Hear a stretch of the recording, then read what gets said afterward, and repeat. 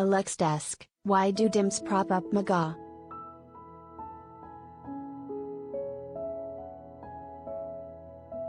The only thing more nauseating than the GOP's Trumpist turn, thunders Republican Representative Pete Meijer on Substack, is the capacity of my Democratic colleagues to sell out any pretense of principle for political expediency by backing MAGA candidates for the midterms in the hopes of running Dems against fringe GOPers.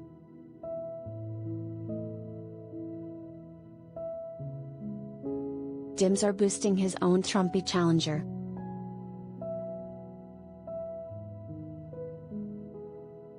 They argue that politics is a tough business, yet toughness is bound by certain moral limits.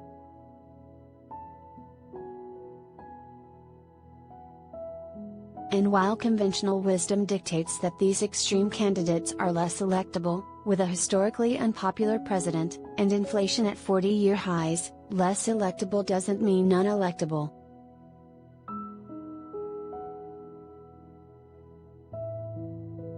Republican voters will be blamed if any of these candidates are ultimately elected, but Democrats' fingerprints will be on the weapon. We should never forget it.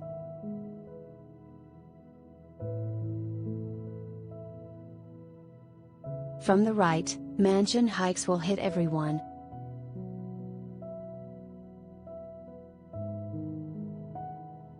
No wonder Majority Leader Chuck Schumer wants a Senate vote on his partisan tax deal with Joe Manchin as early as this week, quipped the Wall Street Journal's editors. The more Americans learn what's in this tax and spend behemoth, the more they'll dislike it.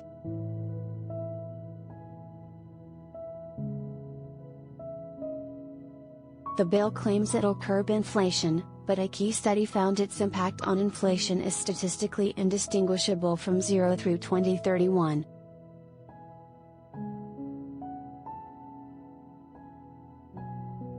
Its tax hikes on businesses might slow inflation by fueling recession, but tax policy should be working in the opposite direction, encouraging investment to avoid a slowdown.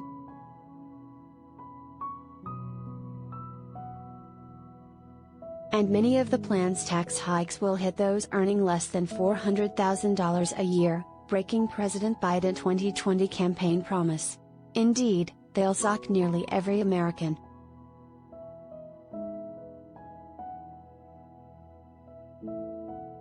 Libertarian, govt students' loans have failed.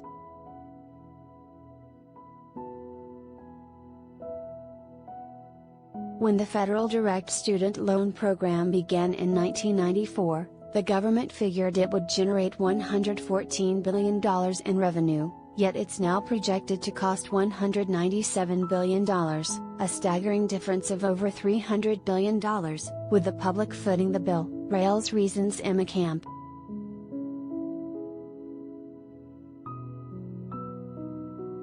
Income-driven repayment plans, which limit monthly payments to 10% or 15% of a borrower's discretionary income, also expose how the program has backfired. It's driven up tuitions while failing to provide students with the skills to obtain high enough paying jobs to painlessly repay modest student loan balances.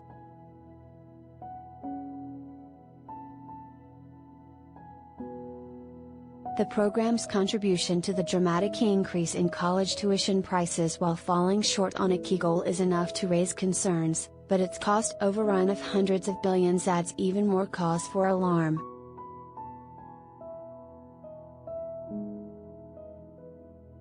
Conservative, Pelosi profile and courage.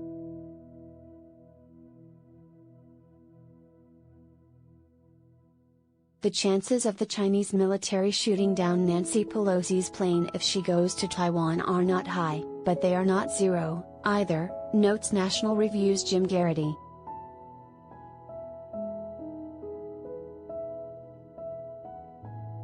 But she's been tough on China for decades. In 1991, 2 years after the Tiananmen Square massacre, she and other reps visited the square and displayed a banner honoring the demonstrators.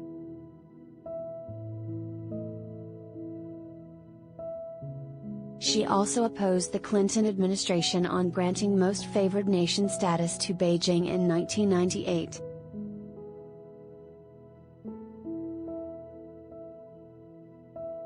Anyway, now if Pelosi doesn't go, then the United States will have backed down from a bully, and bullies are rarely satiated by one victory.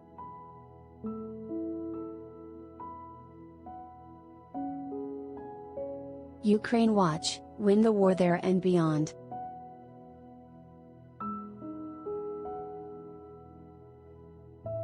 A war's outcome is written by its combatants, argues Lieutenant General, Ret. James Dubik at The Hill, so how or when the Ukraine war will end remains unknown.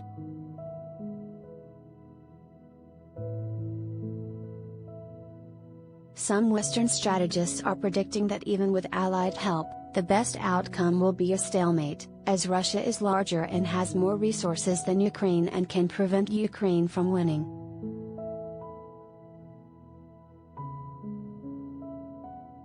But Putin's vision and aggression have generated opposition around the world. Whereas he sought to weaken NATO, it has strengthened and will grow.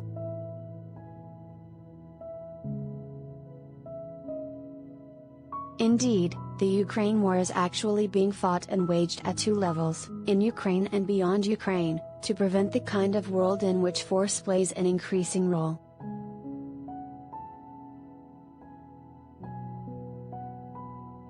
The war at both levels is worth fighting. And both, worth winning.